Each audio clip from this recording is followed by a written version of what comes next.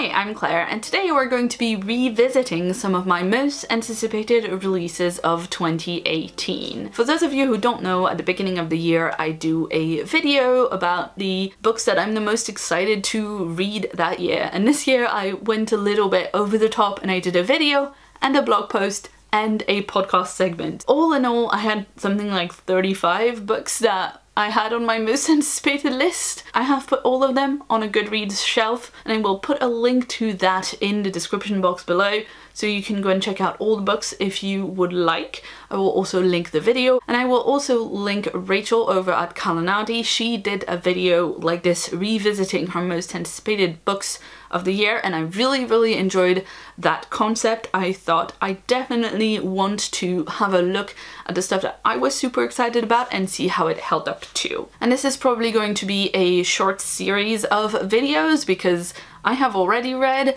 like a dozen or so of the books on the list, and I definitely want to read more of them before the year is out. First up, we've got Beneath the Sugar Sky by Shauna Maguire. This is the third book in her Wayward Children series, which is about children who have had adventures in magical portal fantasy lands and then have come back to Earth and don't know how to handle the mundane world anymore, and they are sent to Eleanor West's School for Wayward Children, where they can actually be believed that they've had those adventures, and then they can learn to reintegrate into the mundane world. The first book in the series, Every Heart a Doorway, just kind of introduces the concept in general and the school, and because that entire book is set in the mundane world, you hear so much about those super different fantasy lands, and then you don't get to go.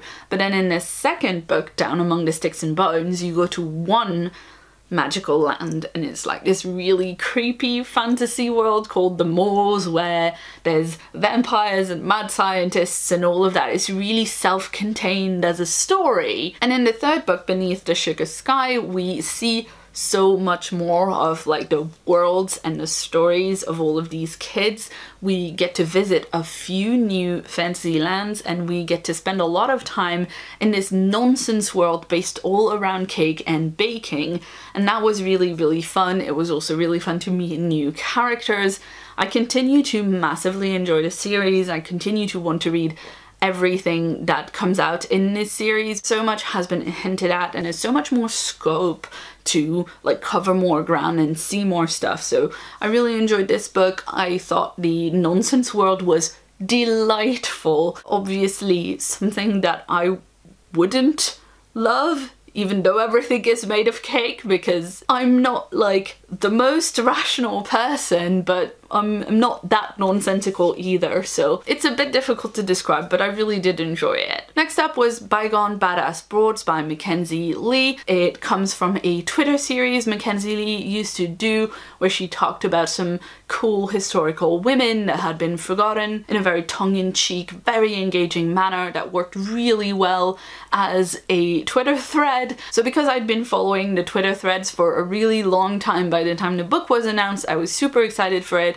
It was very much anticipated for me, and I bought it really soon after it came out. And I have to say, I enjoyed reading it, but I did find it a little 101, which is not surprising because what it's trying to do is introduce these women, and then you can go and do your own research. I guess not trying to be exhaustive, because there's, you know, like 3 pages for each of the women, if that. Like I said, I enjoyed reading the book. I really enjoyed the gorgeous illustrations by Petra Eriksson, but I didn't think I would ever reread that book, so I ended up donating it to a charity shop. I hope a little girl picks it up and thinks, wow, women in history have been badass for the longest time. Next up, I've got Chaotic Good by Whitney Garner. This one I've already talked about in my fandom books video in a bit more depth. It is about cosplay. It's about this girl Cameron who goes to her local comic book store to get cosplay reference materials, and then gets like a tirade about how girls don't know anything about comics and she should read girl comics and whatever. And so it's about this kind of toxic side of fandom that is always trying to gatekeep. And of course there's a lot of cosplay and costume making in this book.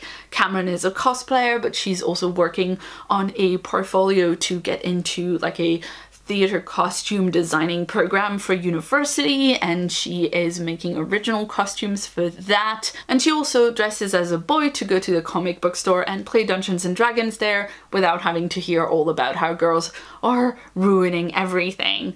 Now, this book, on the face of it, and the subjects that it touches and the like tropes that it employs, sounded like catnip to me. I read this book in one sitting. As soon as I got it, I got through it so quickly. There was a lot that I enjoyed and that I found really, really interesting in this book. I'm not sure I would say it was like completely 5-star blown away, because like some aspects of this book were a lot more unpleasant to read than I expected to find in like this book that was packaged as this like super cute book about cosplay. But actually there's a lot about like toxic online harassment in this book, and like that was quite intense. So if you're wanting to read this book and that's something that might bother you, like just something to consider. Like Cameron is receiving a lot of abuse as like a prominent cosplayer because women in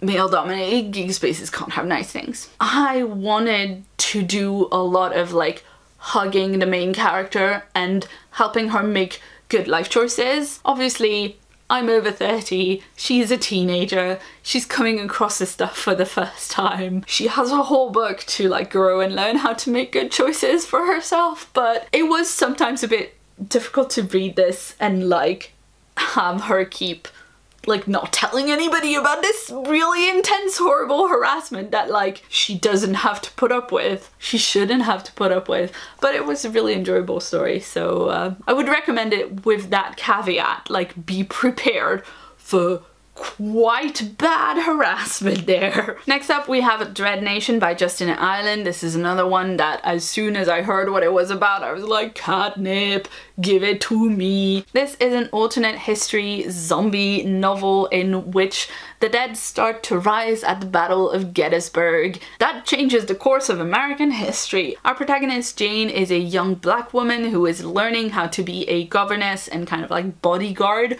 for fancy rich ladies. Basically she's learning how to fight zombies, but also know like which knife to use for the fish course or whatever. It starts at this really cool zombie fighting boarding school, and then things escalate from there, as you might imagine. I really enjoyed this. The characters are quite fun, but most of all the world building is what shines in this book for me. Zombie books, in my opinion, post-apocalyptic books in general, like it's all about the world building. I'm not really interested in zombie narratives that are all about fighting the zombies and nothing else, but in this book Justina Ireland does a really great job of like just fleshing out how the world would have changed, but not quite.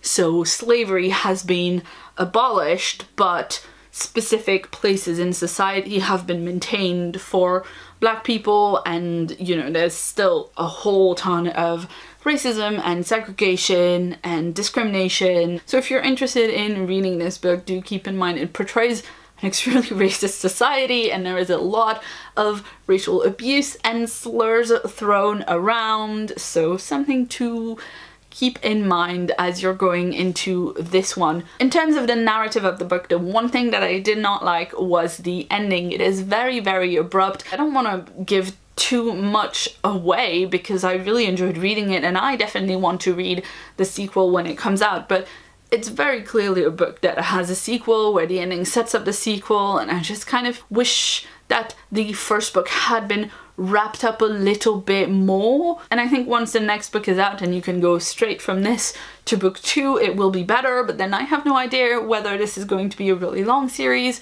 or a trilogy or if it's just the 2 books.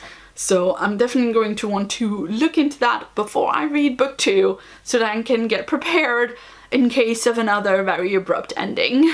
Next up is The Wedding Date by Jasmine Guillory. This is a romance novel that I was super excited to check out because it's a fake dating story, and that is the trope of my heart. The premise of this story is that our 2 main characters are stuck in an elevator together and they start talking and she finds out that he's in town for the wedding of his ex-girlfriend and he doesn't have a date, and they are stuck in the elevator chatting long enough that she agrees to be his date for that wedding, so he doesn't look like he doesn't have a date for his ex-girlfriend's wedding to somebody else. And then when they both show up at the wedding, instead of saying she's my date, he says she's my girlfriend, and they kind of have to pretend that they've been dating for a while. That opening bit of the story I really enjoyed. I was reading through the book and like going along just fine.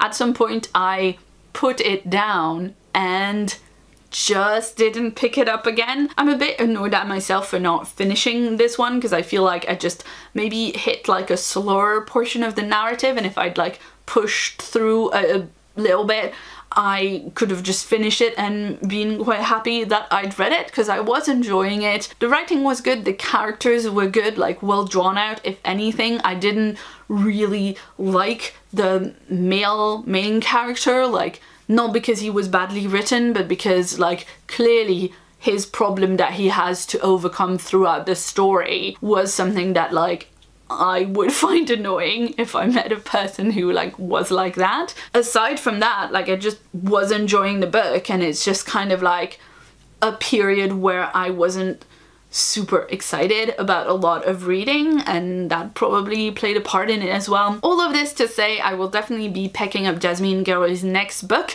because I think me not finishing The Wedding Date was more to do with like me and what was going on with me rather than with the book. And she has something new coming out this year, I think, called The Proposal. I should have researched this, but it's about a public proposal that goes wrong. A guy surprises the main character by proposing to her in public, and they haven't talked about it, and she doesn't want to marry him.